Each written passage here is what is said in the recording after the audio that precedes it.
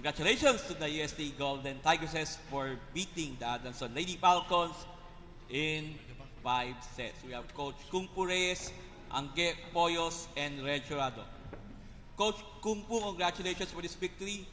Naputol po yung 3-match losing streak ninyo this season. And ano man sabi sa pinakitang effort ng mga girls despite being down 2 sets to 1? What can you say? Thankful kasi hindi naging apat na losing streak.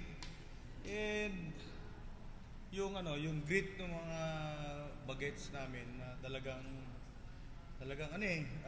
yung mostly emotions na yung nagdi-dictate noong 2, 3, 4. Tactically ando naman, kaya lang may mga siyempre na ibang factor kung bakit nagiging ganun yung resulta ng galaw namin.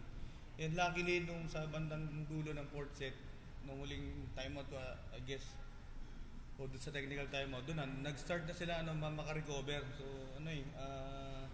yung high and lows ng game kanina, especially yung mga rallies, hindi naman sila tumigil hanggang sa makuha namin yung 4th set. And that's the time na sinabi nga namin sa kanila na ito na yon, na wag nang bitawan at kailangan nang ipanalo yung game.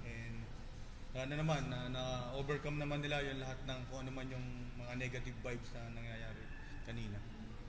Thank you, Coach Guputurej. You have 20 points on 15 attacks, 4 blocks, 1 service ace, 18 digs, and 4 receptions. So yung nga, it's a very crucial victory kasi yung nga, 3-game losing streak sa'yo. So ano yung nararamdaman mo right now na yung nga, at least nasa top 4 range pa rin kayo? What can you say? Masaya po kasi kinailangan talaga namin tong win na to, pampaboost na din po ng confidence galing nga sa 3 straight lose namin. So, very grateful din na pinagtiyagaan, and kahit na down kami ng ilang sets, pinanalunan pa din po namin. Thank you to Angge. You had 27 points on 25 attacks, 1 block, 1 service ace, 15 extra receptions, and 7 digs. Si Shaina naka 36 points kanina, and you got 27. So ano yung masasabi mo na napalaban na naman kayo ulit kay Shaina? What can you say? And first of all, sobrang saya kasi nakuha namin yung panalo. And ayun nga, sabi nila coach na binigay na sa amin yung 4th set, so ilaban na namin. And ayun nga, tsinaga namin hanggang mag 5th set. And ayun, thankful na nakuha namin yung panalo. How about yung kay Shaina? Ano masasabi mo sa kanya? Ayun, very proud lang ako sa kanya kasi nagagawa niya yung ganong puntos, naka 36 points siya. So siguro tiyagain niya pa and wag siyang sumuko, and patience lang siguro inside the court. Thank you. Okay, the floor is open for questions. Hello. Reg, ikaw ngayon last 4 points ng set 4, tapos sa set 5 naka 4 points ka ulit. Paano mo lang talaga personally nilaban yung team mo, yung down 2 sets to 1 kayo? Ano lang siguro ang mindset mo para mailaban mo yung 5th set? Yun nga po, mindset ko talaga nun is kailangan naming manalo. Kasi if matatalo po kami, hirap na po talaga makabalik sa top 4. Kaya very ako nun, very parang very not me siguro ako nun, kasi yung adrenaline ko, the will to win, lumalabas po. So ayun.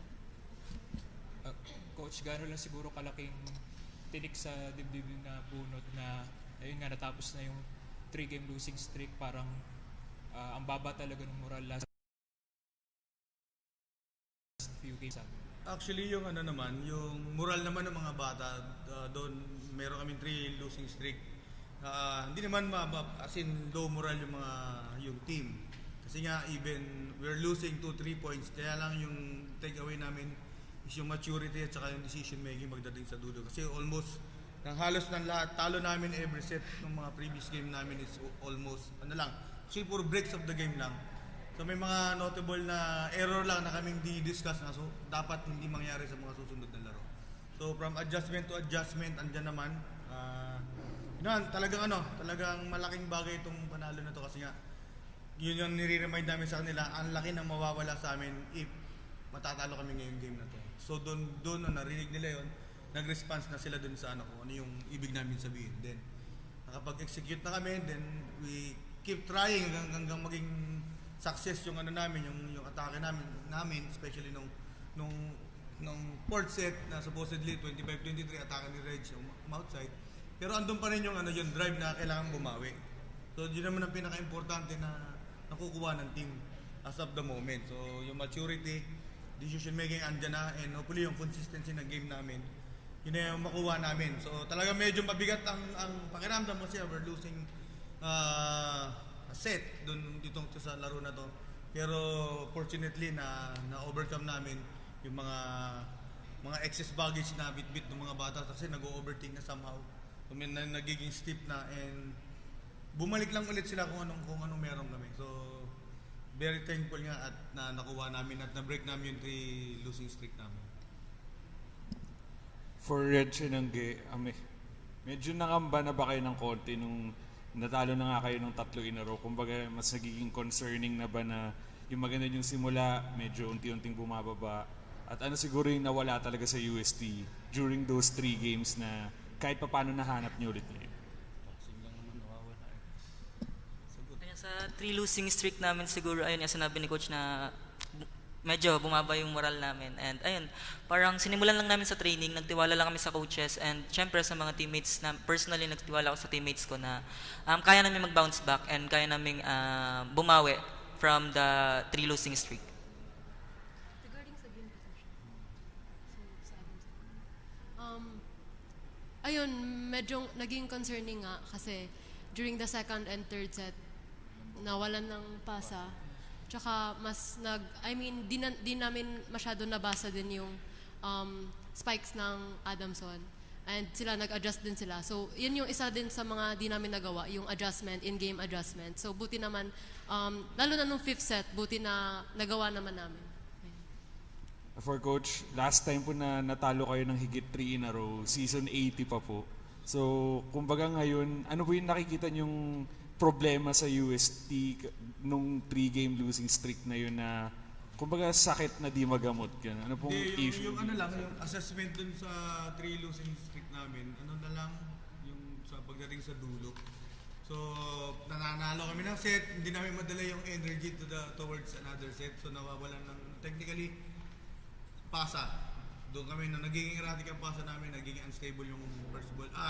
Yung atake namin. So yung service din namin medyo malalambot. So that's why yung game namin against Lasal ni isang service ace wala kaming na-produce. So those things na binabalikan ulit namin. So what went wrong, saan kami pwede mag-adjust. Yun lang naman, game of adjustment. So yun, na-overcome namin yung especially dito kami nakafocus ngayong game eh. Kasi yung mga natalo namin na game, tapos na yun, may mga takeaways na kami. Pero ito talaga nagginawa na ng paraan kasi talagang napakahirap kung mawawala sa amin itong panalo na ito. Either or, we will sink or swim. So at least andun pa rin kami sa swim. Hindi kami lulubog basta-basta. So ngayon, ang namin is makapag-recover yung mga bata. Coach, kamusta lang po si M? Meron ba siyang major injury? And also, dahilan ba yun bakit binalik si Marga as bidder? Okay. Yun nga, si M kasi, ang timeline talaga namin sa kanya is second round. Kaya nung first round pa, sundot-sundot lang siya. Yung playing time mababa. Nung game namin against FPU, nung tumukod siya at least mga 2 o 3 sets na siya nakalagay. Nung sa Lasal, naka-ready na talaga. Kaya yung adjustment namin, andito na ulit. Nandun na si Pia at si M. Ang pangatlo na namin si Plaza. Si Unique kasi talagang hinahabol pa namin. But anyway, unfortunately, yung thumb ni na hyperextend, medyo talagang rate 1 to 10 ang sakit, nasa 10 kasi nasa loob yung concern eh. Pero ngayon medyo nababa naman yung maga, pero hindi niya kaya yung makipagsabayan sa block kasi otherwise baka lumala pa yung injury niya. So that's why naman kami, no other choice, kailangan namin ulit mag-adjust. Tao ulit ang in-adjust namin, hindi na lang yung position. Ngayon, si Marga naglalaro na rin sa gitna. At least yung rotation namin sa middle andun pa rin kahit paano. M is utilize na lang namin ng situational. And nag-open naman yung opportunity para sa mga wing spiker namin kay Kayla at saka kay Beth Hilonggo. So yun lang, talagang game of adjustment every game. So buti yung wing spiker namin. Ito naman talaga yung missing namin ng mga losing streak namin. Nawawala yung output ng mga wing spiker namin. Kasi yung middle blocker namin, they play as a middle blocker talaga. Nakapokus sa atake.